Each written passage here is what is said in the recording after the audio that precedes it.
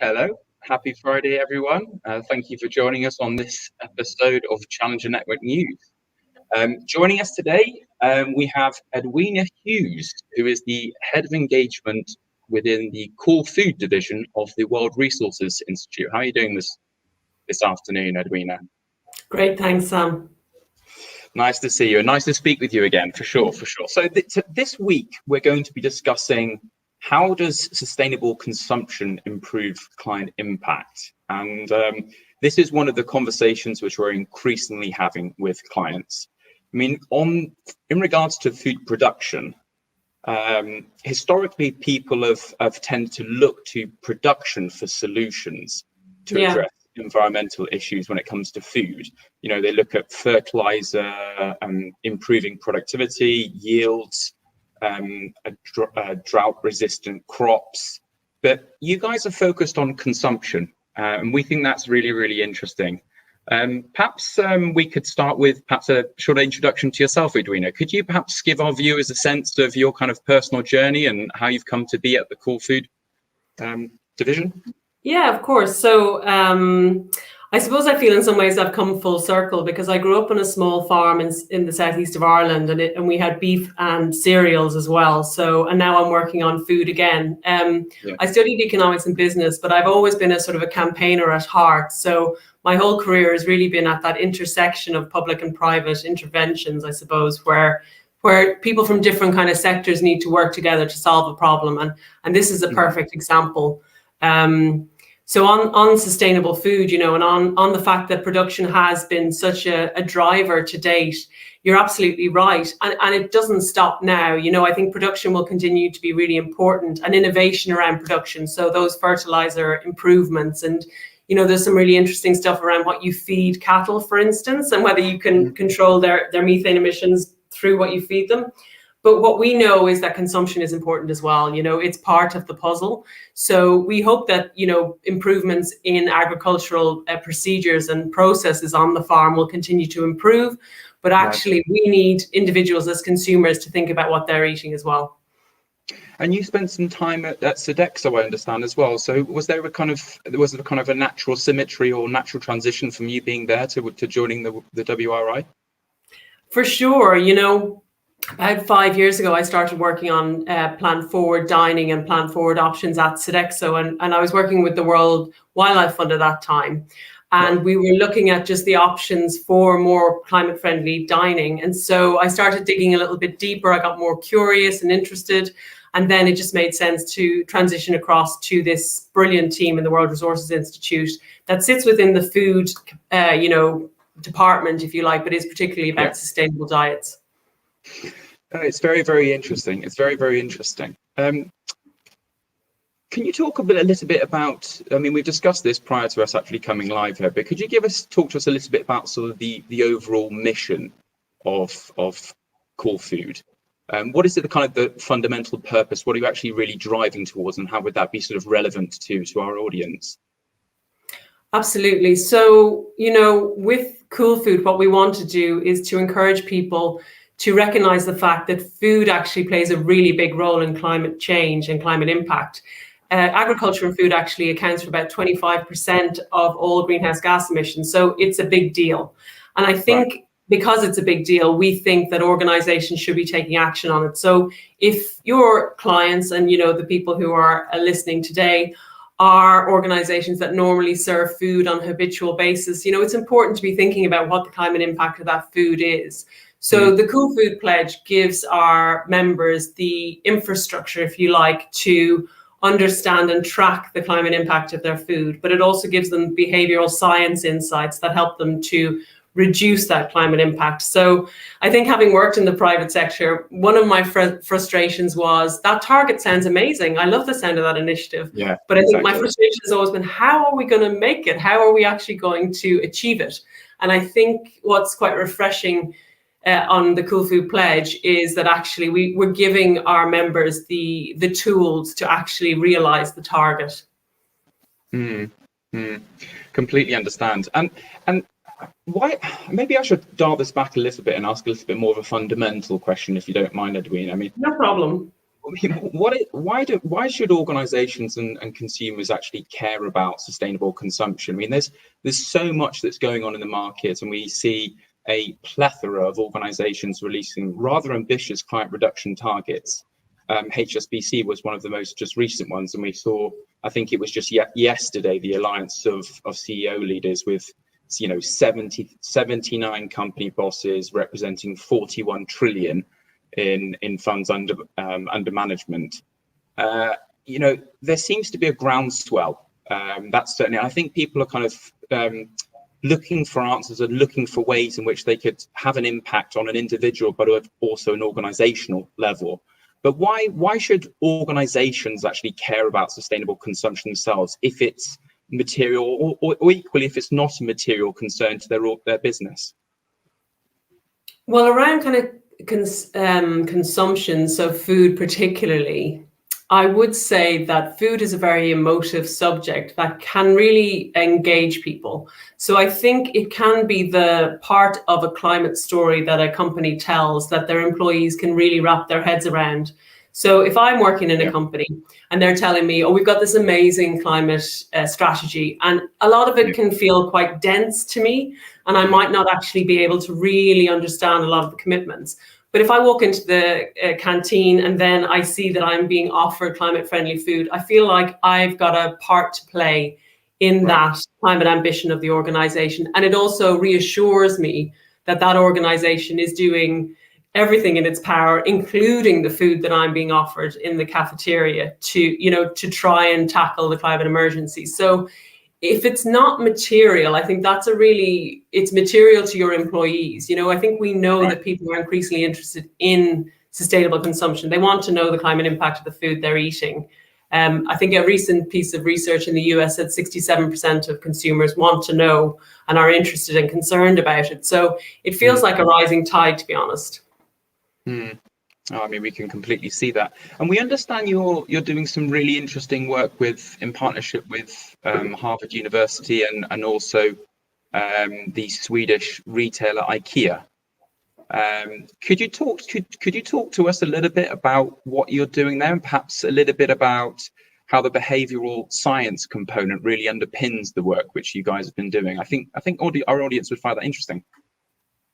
Yeah, so I mean, our membership is a really broad church. It's IKEA is actually the 5th largest restaurant in the world, which is incredible. So they, all those facts you wouldn't really know. But yeah. I know, it's really amazing, but they're brilliant. They're investing so much in this area, so they're fantastic partners to work with. But we have the Hilton Hotel Group in membership. Harvard, as you said, but also, a number of cities and hospitals and healthcare facilities. So all of these kinds of organizations all serve food on a habitual basis. And what we've done is we've created a playbook of best bet interventions that can help them to move the needle on the climate impact of that food. And so that helps to guide them to think about, well, what can I do to change it? And so we organize it around a number of interventions, product placement, promotion, so that it makes it quite easy for them then to pick and choose. But what I would say is that the product interventions, so actually what you are serving, are the interventions that are going to make the most difference initially. So it is about thinking about, okay, well, what's on the menu? What's the mix of that? And how can I make sure that there's more climate-friendly food on that menu than climate impactful? Oh, it's so interesting, and I think it's something which we've formed a sustainable impact team internally within Elixirr, and it's something which we're trying to challenge ourselves. And the reason I ask it is because we're in the process of undertaking our own sort of mini materiality assessment, as it were. But I understand that you have developed a playbook, so to speak, kind of a mechanism to actually help organizations. Perhaps you could expand on that a little bit. Like what type of impact are you actually having through this playbook that you've sort of completed and are implementing with organizations? Yeah, so that's what I've just referred to, actually. So that is it's like our Bible, really, of the things that the organizations who are membership can do. And so some of the examples I might give you are around product. So, what kind of food are you serving normally? what's the composition of that food? So is there an opportunity maybe to serve, for instance, a blended burger rather than 100% beef? So a mushroom and beef blend, which Sodexo have done in the US to great effect, actually. Yeah. The other things are around language and presentation. So, how are you describing the food? So I think we all know, the succulent 28-day aged, Aberdeenshire steak. Yeah. Like that language, we just love it. It's fantastic. But I just don't think we've ever, or we certainly not to date, have been clever enough about how we describe beetroot or cauliflower, and I think that's catching on now, so that when we read menus, we're really guided, we're very easy to be led. Yeah. So don't put, for instance, don't put vegetarian options on their own in a little box, because the carnivores are going to be like, oh, that's for the vegetarians, that's not for me. So, integrate those options within the menu. Think about the language you use. Think about the provenance of food, the way, slow cooked or slow roasted, the way things are prepared can really help to create evocative language for food. That's so interesting. I just wanted to remind our viewers that we are certainly open to receiving questions, and I believe we have one that's come in from someone called Claudia Chu. Forgive me if I've got the pronunciation incorrect on the surname just there. But Edwina, she's asked, what are the key things that employees can do to help build the case for sustainable consumption in their organization if there is an aversion to it? So I think that's kind of I think that's really sort of fundamentally challenging sort of potential resistance you might face. What would you say to that? So what I have seen our members do to great effect is to leverage green teams. So what I would say to Claudia is, if you don't have a green team in your organization, could you set one up? Because I think then what you're doing is you're creating a representative group of employees who have collectively a stronger voice than individually. And you can pick a couple of issues on which you want to make improvements. So if I was thinking about an office environment, which I hope will be back in relatively soon, you could think about, recyclability of the materials in the office. You could think about energy consumption, and you could think about food. So they may be three things that you could elevate in a conversation. I think I would get my facts, because, if there's a version to it, or you're probably dealing with is a culture of, well, that's just kind of nice to have. That's just kind of, fashionable. Yeah. So what you might want to do, is for the energy side, for instance, is get some insight to what the energy consumption is in the building, and then kind of make some proposals around what you would do differently. Around food, I think what you could do is start looking at what's being served and thinking about how that lines up with a climate-friendly diet, for instance. So I think get your story straight, get your evidence, and organize, so that you actually have a voice as a collective. One of the things that I'm perpetually curious about is when you're trying to actually build a case with senior leadership, is how do you get the right blend between those facts and perhaps the more emotive elements of the story? Do you have kind of a view on that at all? I see you smiling, perhaps so, because I thought it might be the sort of type of conversation perhaps you'd have with senior leadership, perhaps at Sodexo, or if you can't reference perhaps other organisations you've been a part of. What's that kind of optimal blend in order to actually get the outcome you're really looking for?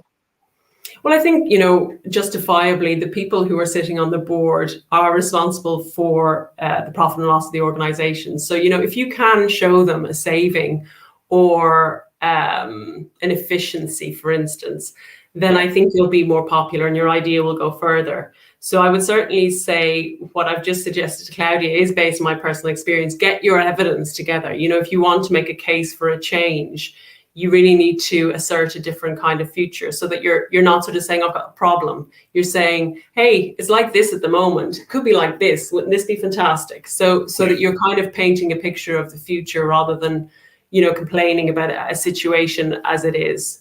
So that would be my advice. Yeah. It's kind of getting buy-in to the potential future state and really getting people excited about that. I think that's sound advice, sound counsel.